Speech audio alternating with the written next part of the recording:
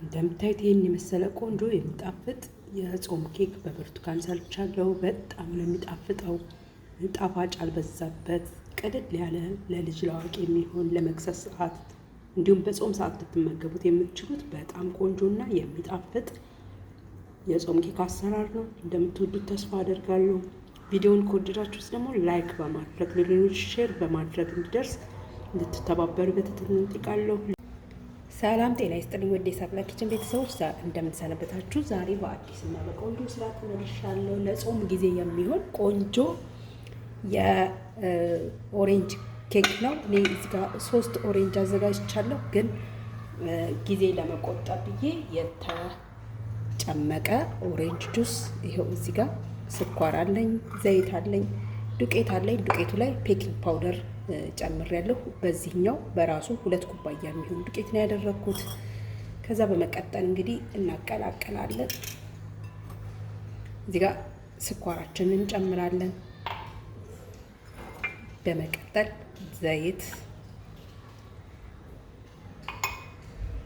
ከዛ ኦሬንጅ ጁሳችንን አንድ ላይ ነው ሁሉንም የምንበጠብጠው። እዚህ ጋር ትንሽዬ በእጄ ቁንጣሪ ጨው፣ ቀጠል እዚህ ጋር ቫኒላ አድርጌ በደንብ አድርጌ እቀላቅለዋለሁ።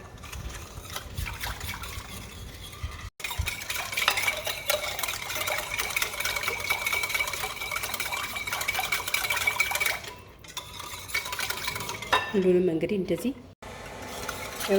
በደንብ እንደዚህ ከቀላቀልኩ በኋላ እዚህ ጋር እንደነገርኳችሁ አላሳየዋችሁም እንጂ እዚህ ላይ ቤኪንግ ፓውደር ጨምሬ 2 ኩባያ ዱቄትና 1 የሾርባ ማንኪያ ቤኪንግ ፓውደር አድርጌ ቀላቅለዋለሁ። እዚህ ላይ እየጨመርኩ አቀላቅለዋለሁ።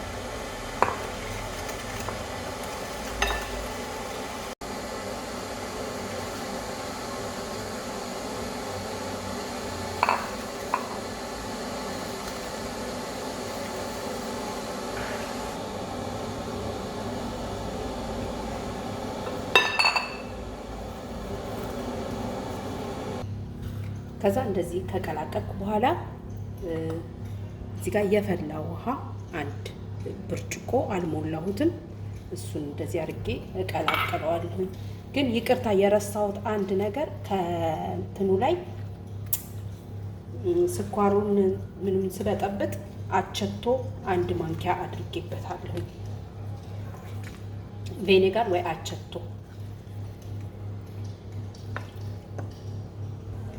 በምታዩት እንግዲህ እንደዚህ ሆኖልኛል። እንደምታዩት ያው ቆንጆ ሆኖልኛል።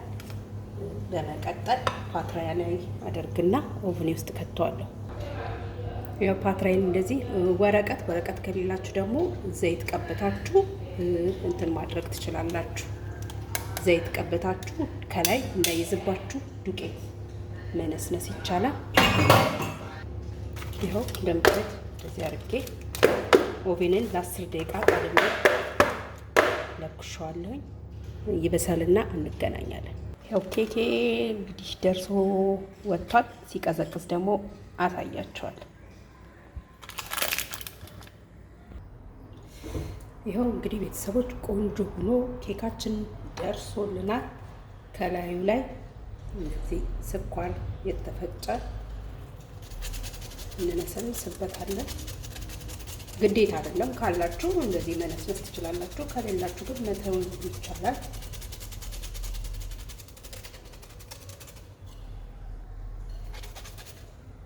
እንደምታዩት በጣም ነው የሚያምረው። በጣም ደስ ይላል። እንቆርሰዋለን። ስባራቦድ ስክድ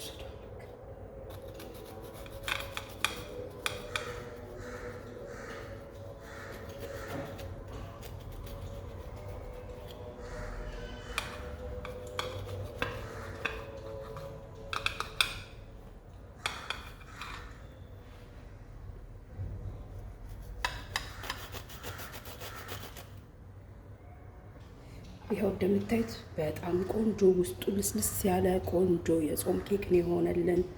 በጣም ነው የሚጣፍጠው። እንግዲህ ደግሞ እየበላሁ አሳያችኋለሁ።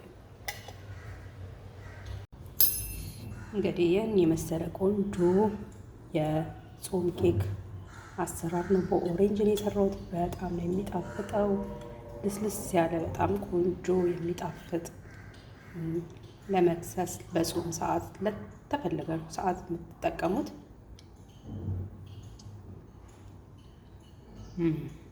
ዋው!